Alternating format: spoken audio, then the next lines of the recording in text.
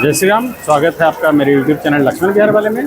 आइए, मैं जो इस पावन पर्व है, जो आज का जो दिन है इतना शुभ है, हम इसे गुरु पूर्णिमा के नाम से जानते हैं।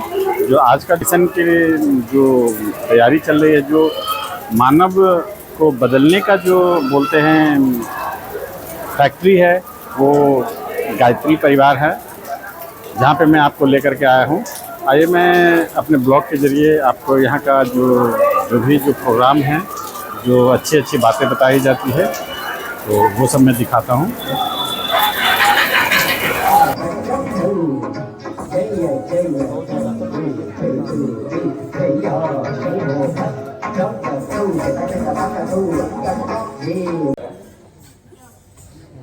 सभी से आग्रह, कृपया आप सभी देव कन्याएं स्टेज पर आए। आज गुरु पूर्णिमा के दिन इन कन्याओं की जो गुरु हैं श्रद्धा चौहान दीदी, इनका स्वागत करें, सम्मान करें। वहीं दूसरा बैठा करतल ध्वनि से हम सभी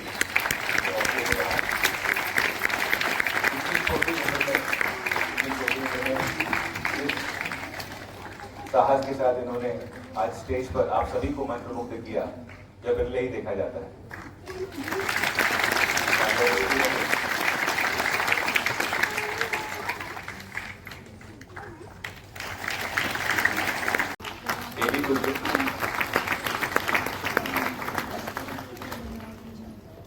आप सभी से आग्रह है, हमारे घर में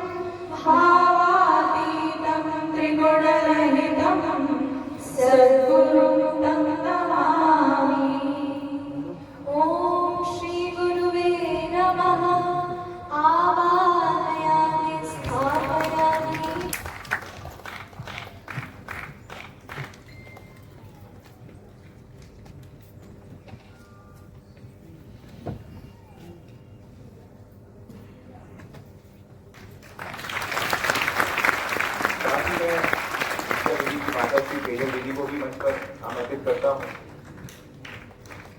जिन्होंने ये अनुपम भेंट हमारे निर्माण मिशन को दी, जिन्होंने वो संस्कार दिए, जिन्होंने संगीत के क्षेत्र में काफी महत्वपूर्ण पायदान उन्होंने हासिल किए।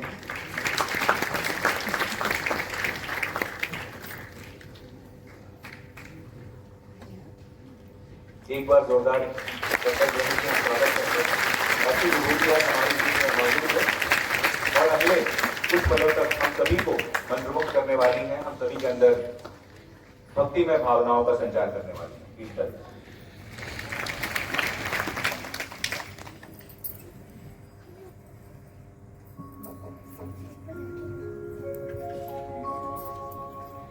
मैं चाहती हूँ कि आज मेरे भजनों की प्रस्तुति शुरू करने से पहले आप सब भी मेरे साथ जो गुरु मंत्र हमें गुरुदेव ने दिया, परम पूज्य गुरुदेव ने जो हमें आजीवन जिसका पालन करने के लिए जिस मंत्र को दिया, उसका उच्चारण, उस मंत्र को गाने की आप सभी मेरे साथ कृपा करें।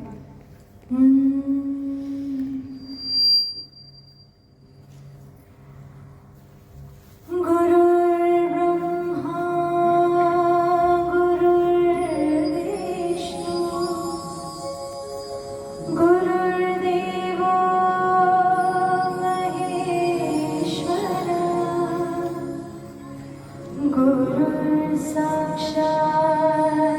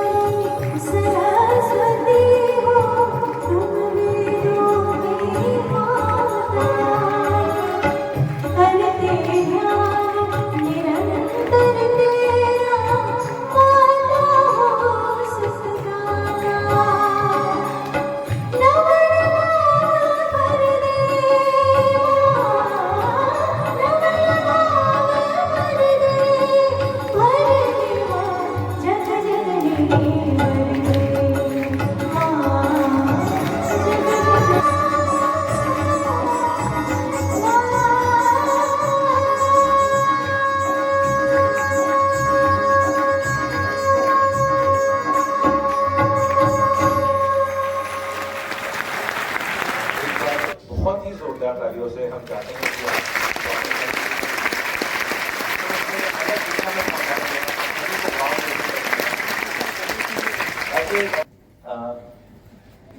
यह जो वाणी है यह शायद जब हम इस स्थल से बाहर निकलेंगे तो भी हमारे कानों में गूंजती रहेगी, और जब हमें दोबारा उसी भक्ति में माहौल में जाने का, सराबोर होने का मन करेगा, शायद हम आपके प्रज्ञा गीत के YouTube वीडियोस को सुनने की कोशिश करेंगे। दोबारा हम आपका अभिनंदन करते हैं, आपका स्वागत करते हैं। बहुत बहुत धन्यवाद।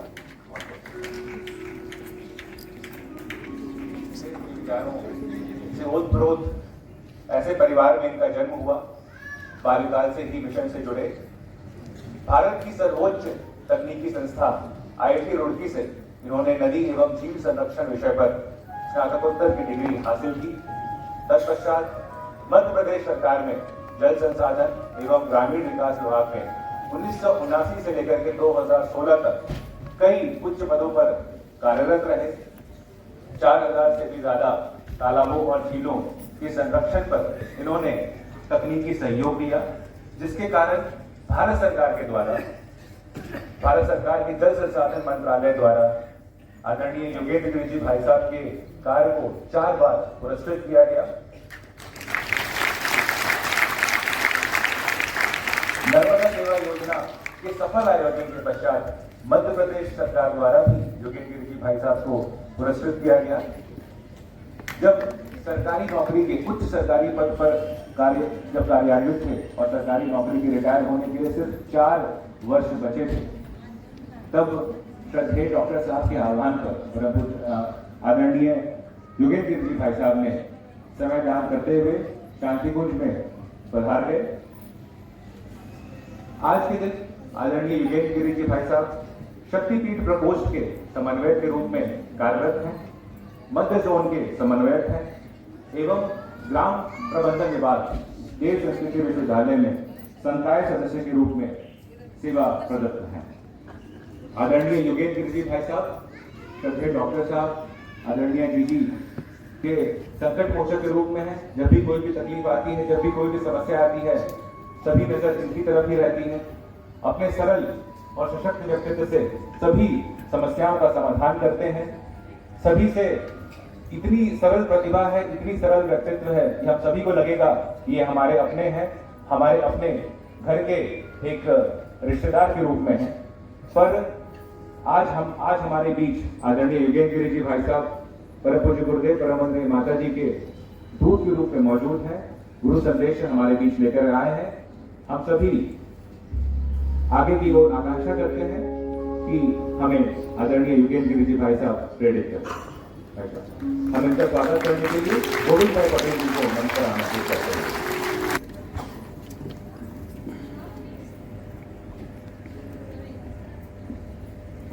गोविंद भाई पटेल जी से आग्रह है कि हमारे बीच शांतिकुंज के वरिष्ठ प्रतिनिधि योगेंद्र गिरी भाई साहब का स्वागत करें और हम सभी अपनी कर्तव्य से उस स्वागत में सम्मिलित हैं।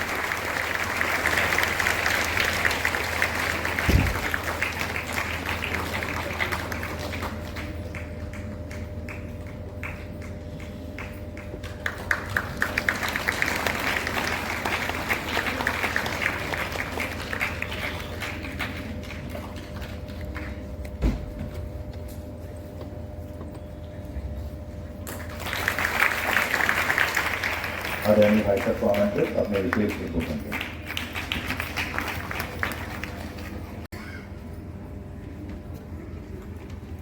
वंदनीय माता जी के शुभ संरक्षण में, क्योंकि जैसा कि मेरा बचपन भी गायत्री परिवार में ही बीता, तो इन बिल्ट वो जो विचार थे वो तो सदैव बने रहे, पर शासकीय नौकरी जब जाएगी तब बड़ी तकलीफ ही हुई। लेकिन जब नौकरी को ही अगर मिशन मोड में ले लिया तो फिर सारी समस्याएं हल चली गई। तो मैं आज एक सामान्य कार्यकर्ता आपके जैसा ही हूँ, बस फर्क इतना है कि मैं शांतिकुंज केंद्र में हूँ और आप सब क्षेत्र में बहुत ही निष्ठा के साथ समर्पित भावना से अपने अपने प्रतिभा, अपनी अपनी योग्यता और अपने अपने कार्य क्षेत्र में बहुत अच्छे से कार्य करने वाले कर्मठ भाइयों को मैं सादर प्रणाम करते हुए अपनी बात को प्रारंभ करता हूँ, क्योंकि आज का दिन बहुत ही महत्वपूर्ण है। और जैसा कि सन 2000 में सदे डॉक्टर साहब से जैसे मिलना हो, वैसे तो मैं फिर सन 1981 से जाता आता रहता था, ऐसे उनसे मिलना हो। सन 2000 से उनकी अपनी निगाह समझी है कि हम जब जब भी मिलते तो एक पल के लिए वो ठहर जाते थे, मैं उन्हें देखता था, वो मुझे देखते थे। कहते कुछ नहीं थे, लेकिन ऐसा लगता था कि वो मुझसे कहे, योगेंद्र गिरी जी, अब आपका समय पूर्णतः मिशन की ओर देने का। मई से 2009 में एक कार्यक्रम में जाना हुआ, प्रांतीय युवा चेतना शिविर था। मंच से एक आवाज आती है कि गिरी जी कहाँ भी जहाँ कहीं भी हो मंच पर आए, और श्रद्धेय ने मुझे तिलक लगा दिया कि शांतिकुंज कब आओ। मैं रुक गया, ठहर गया, सोचने पड़ गया, तो मैंने कहा श्रद्धेय में बहुत जल्दी आ जाओ। 2016 जो सिवस का समय था, शासन ने मुझे जिम्मेदारी दी सिवस में शिप्रा नदी को पूरी तरह से कार्य करने पे, और जो कमिश्नर उस समय थे, जो मेला अधिकारी थे, उन्होंने मुझे 3 बार मैंने रिजाइन दिया और तीनों बार उन्होंने शासन को रिकमेंड किया कि अभी इनको रिजाइन एक्सेप्ट नहीं करना। श्रद्धेय का सिवस्त में आना हुआ, कहा कि नहीं अभी जरूरत आपकी यहाँ ज़्यादा है, और श्रद्धेय के पास आप में से बहुत लोग हैं, लेकिन हमारे पास बहुत कम है। तो श्रद्धेय ने कहा उनके निवास पर चलना है, तो उज्जैन आए। मैंने तुरंत उनको फोन किया, वो घर आए, श्रद्धेय घर ले लेने के लिए। उन्होंने कहा कि जैसे ही सिवस 21 मई को खत्म होगा, गिरी जी हमारी तरफ से फ्री आप उन्हें नहीं आ सकते। मई उन्होंने श्रद्धेय ने कहा कि शिप्रा में सब लोग स्नान कर रहे हैं, तो डुबकी लगाते सिवस। नेक्स्ट डे उन्हीं के घर पे ये तय हुआ कि VIP घाट पर सुबह 5:30 हम ऊपर ही बैठे थे, क्योंकि सारे कपड़े लत्ते ये सब संभाल लेते की व्यवस्था देख रहे थे। उन्हें एकदम से याद आया कि गिरी जी कहाँ है, आत्मकल्याण के रूप में। उसमें भी हमारा एक गुरु कहीं न कहीं होना चाहिए, जो हमें अंधकार से प्रकाश की ओर ले जाते हैं और हमारा मार्ग भी प्रशस्त करते हैं। कठिनाई हो, विपरीत हो, विभिन्न परिस्थितियाँ हों, कई प्रकार के जीवन में उतार चढ़ाव आते हैं। उस समय कुछ ऐसे सूत्र हमारे अपने गुरु के द्वारा दिए जाते हैं या मिलते हैं या हम अनुभव करते हैं। उन विचारों को आत्मसात करके जब हम आगे बढ़ते हैं तो बड़ी से बड़ी कठिनाई भी दूर हो जाती है। तो आज ऐसे सदगुरु, जो सदगुरु कौन ये सब बताया जाता है, बोला जाता है, तो आप सब ने देखा होगा सद्गुणों से युक्त समस्त सम्मानीय गुरु भाईवान को जोड़ा है, और जोड़ा ही नहीं गया है, कहीं न कहीं किसी न किसी रूप में हम प्रारब्ध में कहें या उनके जन्म जन्मांतरों के किसी न किसी रूप में सहयोगी रहे, तभी जागृत आत्माएं आ गया है। और ऐसा माना जाता है कि आप सभी जागृत आत्माएं हैं, सोई हुई आत्मा नहीं है। और एक ऐसे समय से, एक ऐसे दौर से, विपरीत परिस्थितियों से हम गुजर रहे हैं जब हमारी संस्कृति पर ही प्रश्नवाचक चिन्ह लगते जा रहे हैं। एक ऐसा वातावरण तैयार होता चला जा रहा है जहां सोचना है, समझना है और अपने आप से अपना आत्मविश्लेषण करते हुए आगे बढ़ने की जरूरत है। जहां हमारे कब किस समय कौन सी ऐसी संस्कृति सैटेलाइट संस्कृति का है, कैसे आ गई हमें भी पता नहीं चला, और हमने भी मौत स्वीकृति कब दे दी ये हमें पता नहीं चला। और उसका धीरे धीरे भारतीय संस्कृति के जो सांस्कृतिक मूल्यों को, हमारी अपने संस्कार परंपराओं को, हमारे अपने रिचुअल्स को, हमारे अपने ऋषि सूत्रों को, जो हमारे जीवन जीने के लिए, आदर्श में जीवन जीने के लिए दिए गए थे, काफी पीछे छोड़ गए। अब समय आ गया फिर से विचार करने का, फिर से उन ऋषि सूत्रों को पुनर्स्थापित करने का, फिर से हमारी अपनी संस्कृति के उन मूल्यों को, नैतिक मूल्यों को, सांस्कृतिक मूल्यों को फिर से पुनर्स्थापित करने का। और अभी भी समय गया नहीं है, हम उस दौर से गुजर रहे हैं। केवल हमारा कभी मन उधर आ जाता है, कभी मन इधर हो जाता है, लेकिन अगर सोचें तो वो सारी की सारी सुप्तावस्था में अपने अंदर हैं। नहीं तो एक पीढ़ी के जाने के बाद शायद हमारे तीज, त्योहार, व्रत ये सब के सब कहीं न कहीं भूल जाए। लेकिन फिर से उन आदर्शों को, उन हमारे त्योहारों के महत्व को, उन त्योहारों के पीछे छिपे हुए दर्शन को फिर से समझने की आवश्यकता है। ऐसे समय में हमारे सतगुरु की तो एक सिंपल सा गीत परम पूज्य गुरुदेव के कार्यक्रमों में जब यज्ञ हवन होते हैं तब हम गुरुदेव की महिमा गाते हैं, जैसे एक तुम ही आधार सदगुरु। तो एक तुम ही आधार सदगुरु जब गाते हैं तो सिंपल शब्दों में सार संक्षेप में समझाने का आप सबको प्रयास करूंगा कि हम जब आर्त भाव से गुरुदेव से प्रार्थना करते हैं कि जब तक मिले न तुम जीवन में शांति कहाँ मिल सकती है। जैसे हमारी बिटिया इष्टा ने सदगुरु बिना किसी को सदज्ञान कब मिला। अगर सदगुरु है तो सदज्ञान मिलना अवश्य है। 3 गीत उन्होंने गाए, गुरुदेव कृपा कर दो तुमको न भूल पाए, और एक गीत गाया जिसमें मैंने आपसे कहा कि वरदे वरदे जगजननी वरदे मां, मेघा प्रज्ञा विद्या बुद्धि हम सब में वरदे। बात वहीं घूम फिर के आती है कि हमें सन्मार्ग पर प्रेरित के सद्बुद्धि का मंत्र। तो जो हम सदगुरु से प्रार्थना करते हैं तो शांति की प्रार्थना करते हैं, और हम पूरे दिन, अगर आप सोचेंगे खोज फिरा संसार, सदगुरु एक तुम ही आधार, एक ही आधार हो तुम, मैं खोजता फिरा हूं लेकिन शांति मुझे अभी तक नहीं मिली। हे प्रभु तुम ही विविध रूपों में, हम गुरु को भी विविध रूपों में मानते हैं। और आपने देखा होगा कि उनके जो सदगुरु के विचार हैं हमें बहुत सारी चीजों से बचाते हैं, बहुकोपों से बचाते हैं। ऐसे परम उदार सदगुरु, जो सदगुरु है वो इस तरह से उदार होते हैं कि हर समय हर पल वो हमें किसी न किसी रूप में मदद करते हैं, सहयोग करते हैं। हम जब उसके द्वार पे जाते हैं, हम आए तुम्हारे द्वार अब उद्धार करो सदगुरु। जब हम कठिन परिस्थितियों से गुजरते हैं बदलने का दायित्व तो सदगुरु की सारी आपको नहीं सौंप के गए। ये छोटी मोटी गतिविधि कार्यक्रम में तक ही हम सीमित रहे, आपको युग को बदलना है। और पहली शर्त रखी आप सबसे सदगुरु ने, गुरुदेव ने, कि पहले आपको बदलो तब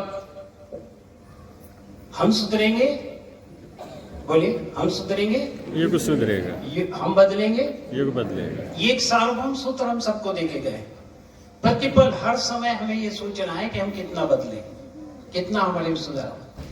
जब आप दीक्षा लें, जब संकल्प लिया, बहुत सारे हमारे ऐसे परिजन हैं जो कहेंगे कि हम 10 साल 20 साल 30 साल से परम पूज्य गुरुदेव से जुड़ा है। तो जब यात्रा परम पूज्य गुरुदेव के सानिध्य में शुरू हुई थी प्रारंभ में, और आज तक हमारे अपने अंदर कितना बदलाव है, कितना परिवर्तन आया।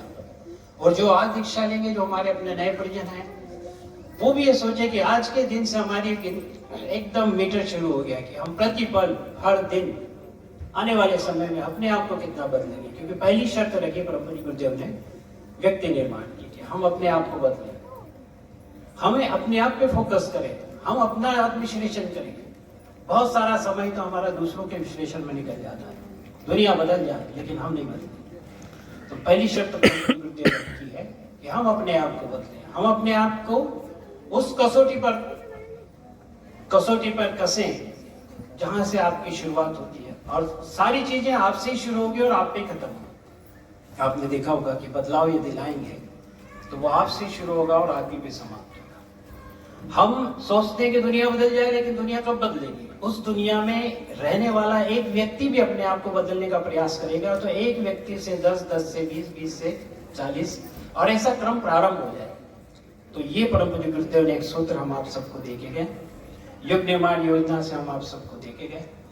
और जो भी परम पूज्य गुरुदेव की इस योजना से जुड़ा है, तो वो ये नहीं समझे कि ये योजना मात्र योजना है, ये ईश्वरीय योजना है।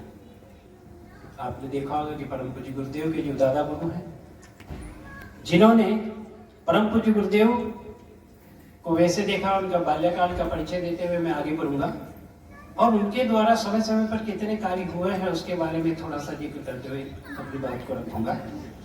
तो परम पूज्य गुरुदेव ने 1911 ग्राम, जो उनका अपना बाल्यकाल था, एक ऐसे ब्राह्मण परिवार जिनमें पिता का नाम रूप किशोर शर्मा जी, माता दानगौरी देवी, और बाल्यकाल से यदि देखें तो साधना की गहन प्रवृत्ति उनमें थी। सहपाठियों के साथ सदैव आध्यात्मिक चर्चा थी। मैं आज देख रहा था अपने बाल संस्कार शाले की बालिकाओं को, और बहुत दिनों बाद मुझे लगा कि कार्यक्रम की शुरुआत गायत्री चालीसा से हुई। मन को बड़ा प्रसन्न हुआ था, और उसी समय उन बच्चों का फोटो खींचकर मैंने शैद्या जी को भेजा कि गुरु पूर्णिमा का पावन दिवस आज गायत्री चालीसा से बाल संस्कार शाले के बच्चों और हमारे विद्याता जो बहने थी उनसे शुरुआत था। उसी समय तक क्षण मिला, और मुझे साधुवाद देता हूँ हमारे आयोजकों से कि ये बहुत अच्छा क्रम आपने शुरुआत के आधार अभिभूत हुआ।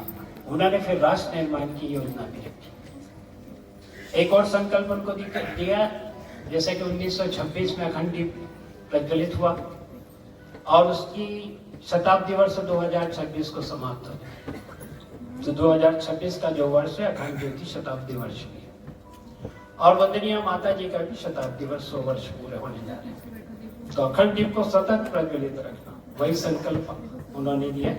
मार्गदर्शन तब साधना है तो हिमालय प्रवास करने की आवश्यकता है।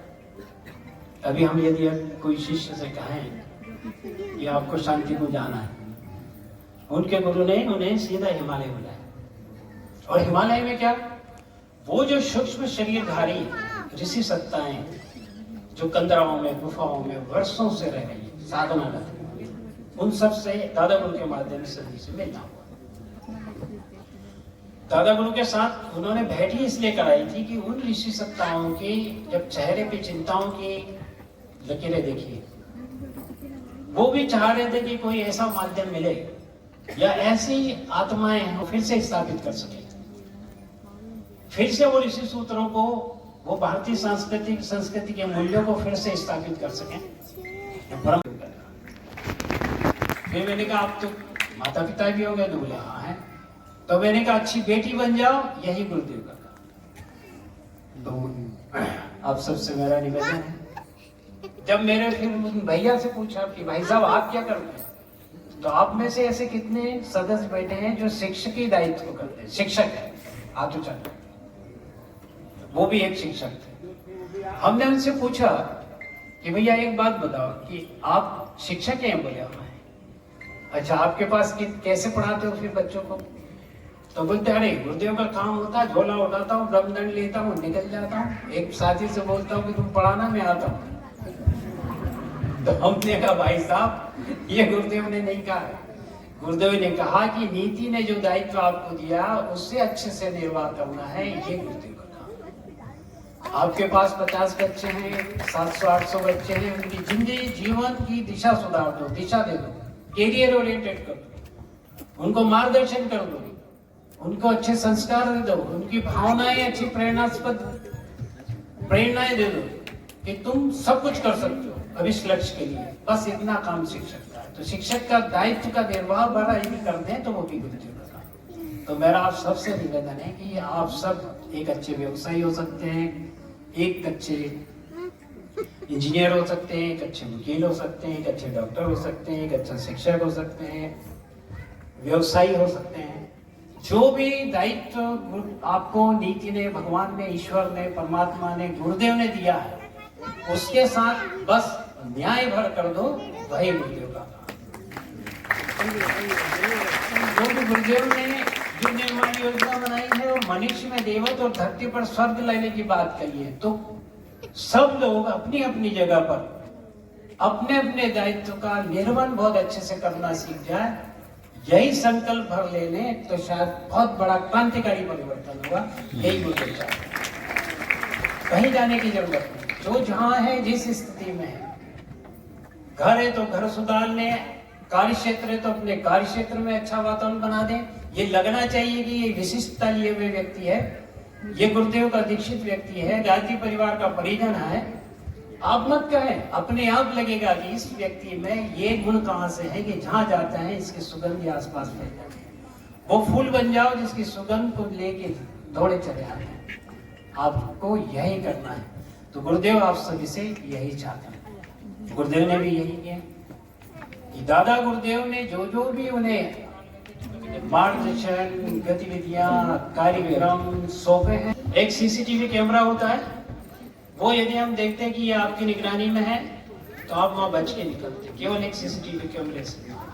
और वो ईश्वर का सीसीटीवी कैमरा परम पूज्य गुरुदेव ने अपने शब्दों में आपको बताया है, तो उसे सदैव यदि स्मरण रखेंगे तो हम जिंदगी में कभी गलती नहीं करेंगे। हमेशा ये आएगा, कोई रीडिंग कर रहा है, कोई हमारा लेखा जोखा रख रहा है, बस इतना आप ध्यान रखें। तो आइए यही समाप्त करता हूँ और आप सभी से अपेक्षा है कि गुरुदेव के पावन दिवस गुरु पूर्णिमा के दिन मन में यदि कोई एक अच्छा संकल्प उमरे तो कल का सूरज उगती की किरणों से दीक्षा में बताए जाने वाले छोटे छोटे निर्देशों का पालन करते हुए अपने जीवन का निर्धारण करेंगे, अपने जीवन को खुशहाल बनाएंगे, अपने जीवन को बदलने का प्रयास करेंगे और आगे चलकर आप भी एक प्रेरणादायी और एक रोल मॉडल के रूप में मिशन के काम करेंगे। ऐसी अपेक्षा के साथ अपनी वाणी को विराम देता हूँ। ओम शांति शांति।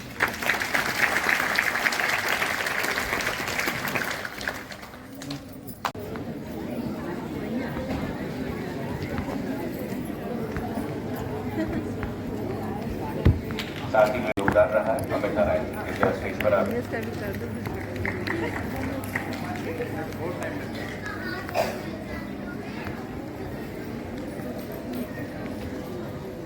तत्पश्चात अनिल गरे भाई साहब और उनकी टीम ने ब्लड डोनेशन के लिए एक महत्वपूर्ण भूमिका निभाई। अश्वमेध में ब्लड डोनेशन कैंप बड़ा ही सक्सेसफुल रहा था और इसमें अनिल गरे भाई साहब जी की महत्वपूर्ण भूमिका थी। मैं उनको मंच पर आमंत्रित करता हूँ। मैं मंच पर आमंत्रित करता हूँ मोना दीदी और शीतल दीदी, जिन्होंने डिजिटल मार्केटिंग में अश्वमेध महायज्ञ के लिए महत्वपूर्ण भूमिका निभाई थी। तालियां थोड़ी थोड़ी बजती रहे।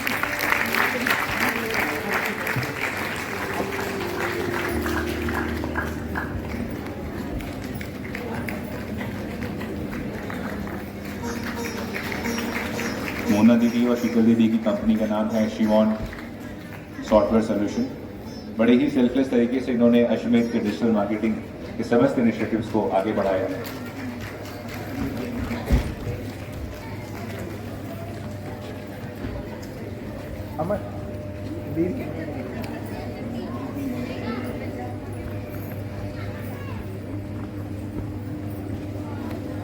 मोना दीदी और शीतल दीदी के लिए जोरदार तालियां।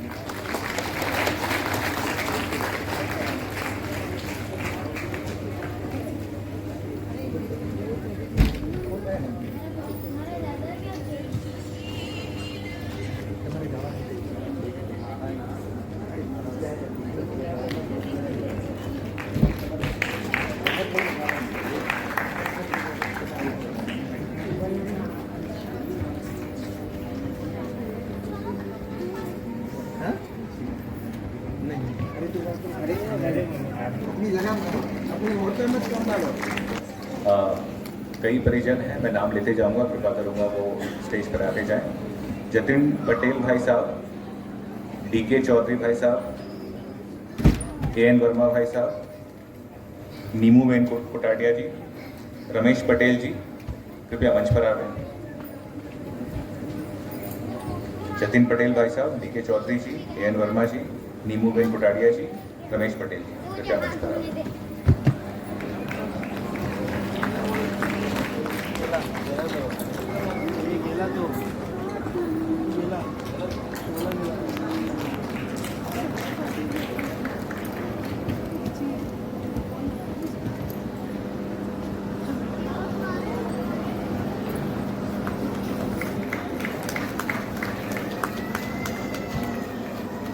अगले परिजन हैं नितेश पटेल भाई साहब, दर्शक भाई साहब, मनीष श्रीवास्तव भाई साहब, जवाहर साहू जी, अच्छे लाल केवट जी। आप सभी से अनुरोध है, सभी परिजनों ने भरपूर समय दान किया अश्वमेध महायज्ञ को, तभी वो प्रयोजन सफल हो पाया। मैं दोबारा नाम लेता हूँ, नितेश पटेल भाई साहब, दर्शक जी, मनीष श्रीवास्तव जी, जवाहर साहू जी, अच्छे लाल केवट जी, कृपया मंच के समीप पधारें।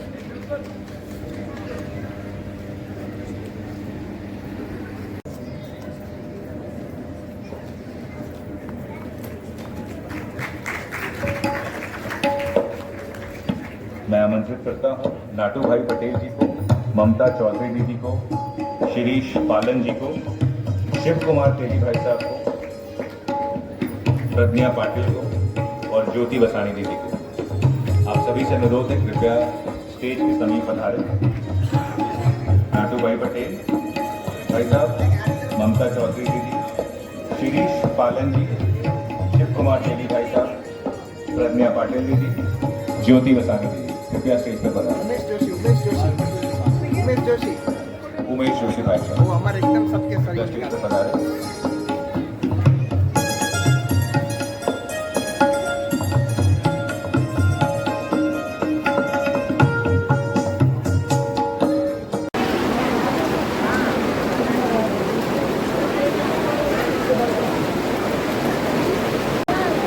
खाना भी खा लिया जाएगा।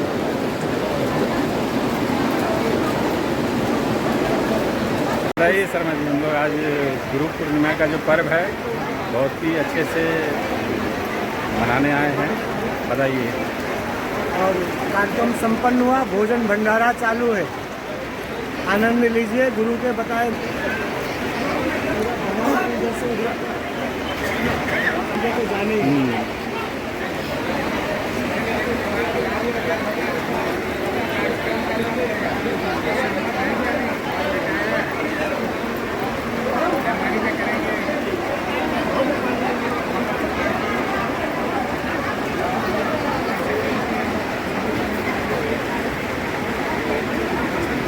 जय गुरुदेव। जय गुरुदेव। कैसा लगा यहाँ आज जो गुरु पूर्णिमा का जो पर्व मनाए हैं? बताइए बताइए। बढ़िया ऐसे कार्यक्रम शांतिपूर्ण द्वारा किया गया है गुरु पूर्णिमा के पावन अवसर पर। थाने क्षेत्र में अब जो चल रहा है भोजन कार्यक्रम चल रहा है, कार्यक्रम संपन्न होने के बाद